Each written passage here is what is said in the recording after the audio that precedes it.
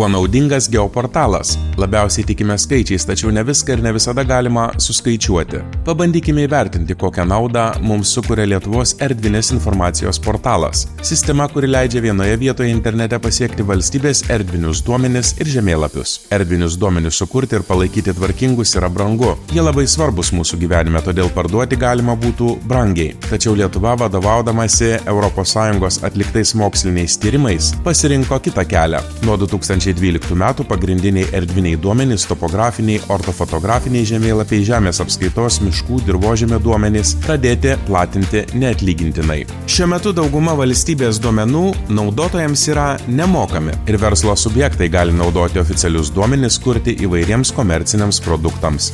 Valstybei nauda netiesioginė per verslo sumokėtus mokesčius, o verslo įmonės gali drąsiau eksperimentuoti, jų naudotojams produktų kaina mažesnė. Erdvinių duomenų pasiekimas leidžia priimti teisingus sprendimus ir iš tikrųjų prisideda prie bendro vidaus produkto sukūrimo. Ir tai labai reikšmingai padeda vystytis šalies ekonomikai. Geoportal LT sukuria didžiulę ekonominę naudą, tai sutaupytos arba neprarastos lėšos. Jo dėka kasmet tūkstančiai darbuotojų taupo darbo laiką, kuro sąnaudas kelionėms. Mažėja aplinkos tarša, naudojant tikslius duomenis priimami geresni sprendimai, išvengiama dalies teisminių ginčų, avarijų, greičiau likviduojama žala. Tam ypač svarbus tikslus antžeminiai ir požemio infrastruktūros duomenys. Gera erdvinės informacijos infrastruktūra kaip kelių tinklas ar internetas. Kuo geresnė, tuo intensyviau naudojama.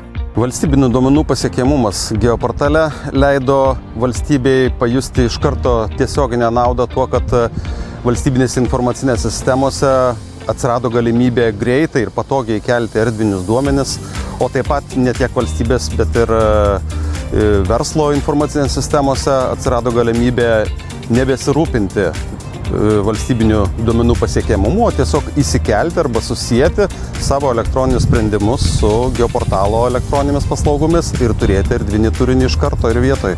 Trečioji naudos rūšis - pinigais neišreiškiama. Tai socialinė nauda, kuri paslėpta, bet savo mastu dar didesnė ir labiau ilgalaikė už ekonominę. Tai darbuotojų mažesnis stresas ir didesnis susidomėjimas lengvai gavus vertingus duomenis ir įdomius įrankius. Iš jo atsiranda motyvacija ir kūrybiškumas, iš jų efektyvumas. Kitas socialinės naudos aspektas - žinios.